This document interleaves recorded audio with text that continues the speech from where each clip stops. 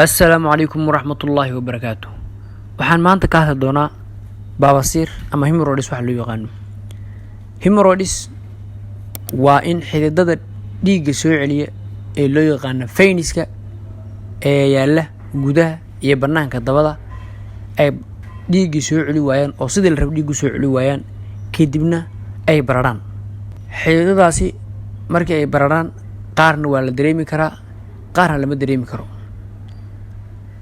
qaar lama dareemi karo oo gudaha ku jiraan waana markii baabasiirku uu yahay nooca gudaha waxaan loo yaqaanaa internal hemorrhoid.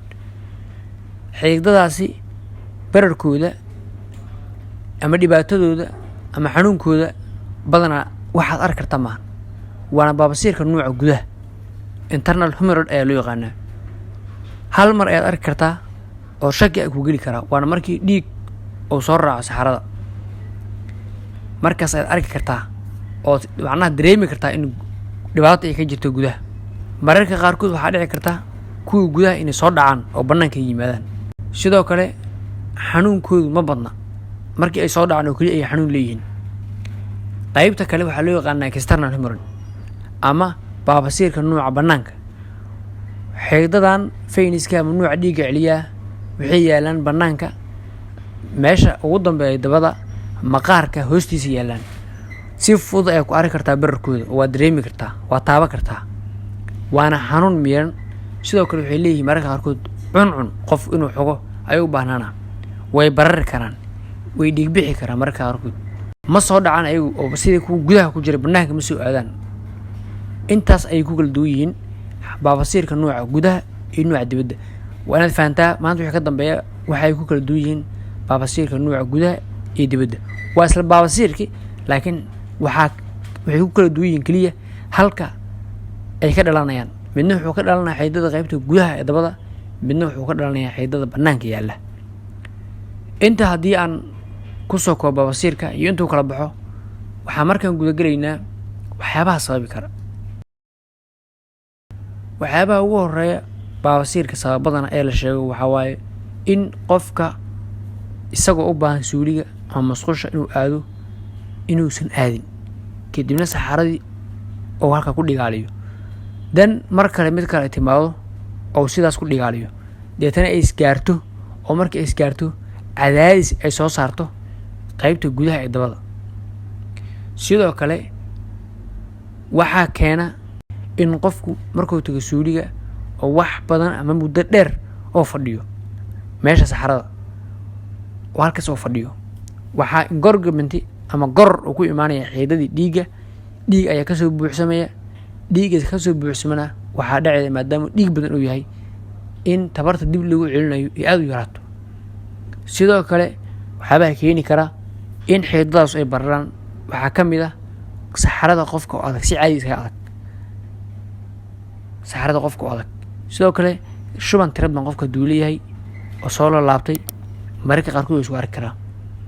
qofku hadduu cayilan yahay way isku arki karaa oo sabab wanaag. gabadhu haddii uur leedahay sidoo kale haddii qofku uu isticmaalo raashin ay ku yartaa qolofta. sidoo kale haddii qofku iska riixo saxarada ayadana waa dhibaato kale oo waxay keenaysaa in pressure xoog badan uu soo fuulo mindhicirada kadibna hoos loo riixo xididadaas. waxaa jira dad khatar ugu jira inay baalkan develop garayaan. waxaa ka mid ah dadka da'doodu aad u weyntahay haddii daad ay kororto isheeshashada jirka waa ogsoonahay inay meesha ka baxaydo markaas daad sii korortaba. marka haddii meesha isheeshashada jirka meesha ka baxdo waxaa dhacayda in controlka xididada iyo dabada uu lumi karo. sidoo kale hablaha uurka leh ama naagaha uurka leh ayagana khatar ugu jiraan sababtu waxay tahay cunuga culayskiisa ayaa soo riixaya oo pressure ku soo haya dhanka iyo dabada waana sababta gabdhaha badan ay u leeyihiin baabasiirka. maxaa ka dhalan kara saameynta uu geysan kara maxaa kamid waxaa kamid dhiig la-aan. sababtoo waxaa dhici karta haddii cudurkan uu daba dheeraado inuu dhiigbax oo qof ku sababo haddii aan laga daaweyn oo kadibna dhiigbaxaas uu keeno in unugyada dhiigga asaas ay yaraadaan awooddii oxygenka lexmbaarjinka lagu gaarsiin aad u yaraan karto markaas.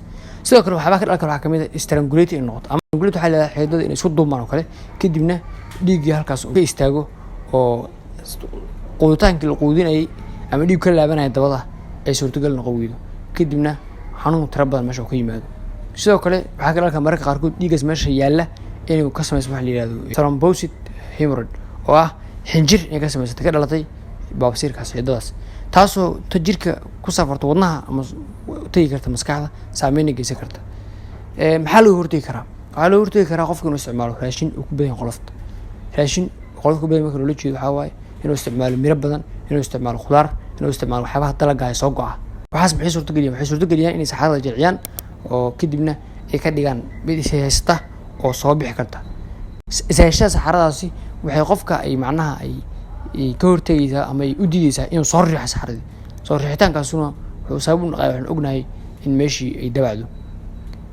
marka si fudud waxay ugu maakaraan. sidoo kale waxaa loola talagalay qofka inuu biyo badan cabo. biyahaas badan oo maalintii cabayo waxaa lagu sheegaa 6 ilaa 8 galaas maalintii oo biyo inuu cabo. sidoo kale waxaa ka hortag u noqon kara dhaco hemorrhoid ama baabasiirka inuu isticmaalo waxyaabo aan raashin ahayn laakiin loo yaqaan supplement waxaa macnaha wax bedelka booska raashinku geli karo qolofta leh. badana waxaa la sheegaa in dadka looga baahan yahay in isticmaalaan waxyaabaha fiber ka kooban ama harka ka kooban oo 20 ilaa 30 gram ay maalintii isticmaalaan oo raashinku ay ku daraan. waxyaabaha badana supplementiga loo qaadan karo kamid ah loo yaqaan psyllium iyo methyl cellulose ayaa kamid ah. waxay aad ay haddii xataa uu jiro baabasiirka ay kaa caawi karaan arrin ka jiraado. sidoo kale inaan saxarada aan iska riixin qofka waa loo taliyaa iyo inuusan haynin labaduba waa dhibaato hadduu hayo iyo haddii uu macnaha uu iska riixaba. sidoo kale waxaa qofka lagula taliyaa markii uu dareemo in saxaro ay heedo inuu tago suuliga. waa talo muhiim ah in la siiyo. waxaa kaloo muhiim ah in qofka uu sameeyo wax la yiraahdo exercise ama uu sameeyo dhaqdhaqaaq uu yaran oo qofku hadduu dhaqaaqo oo jirkiisu dhaqaaqo constipationka waa ka yaraana ama calool fadhiga waa ka yaraana. sidoo kale pressureka lagu hayo yani veniska waa yaraana. waxaa dhacay in dhiig meesha ku hakaday uu dib u laato mararka qaarkood way dhici kartaa.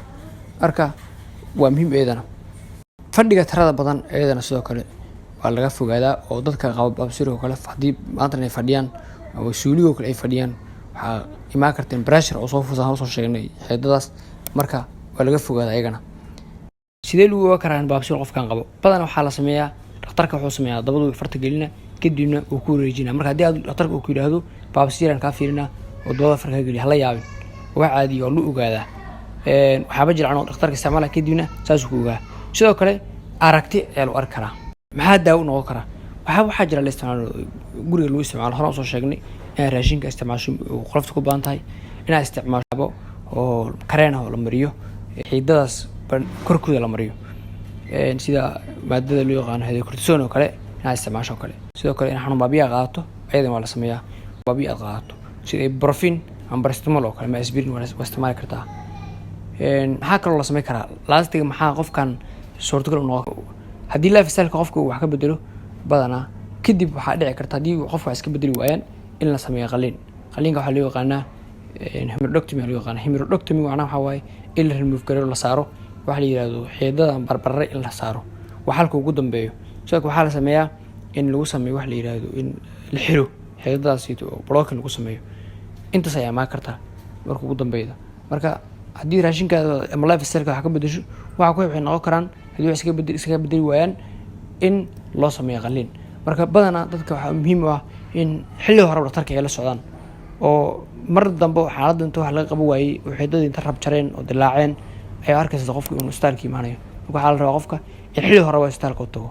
inta ay ku soo gabagabeynaa barnaamijkeena xogaa caafimaad waan rajeynayaa wax badan ka fahantay. waa maasan tahay muuqaalka like noo saar subscribe noo saar channelka dad ku cusub tahay fi amaanillah.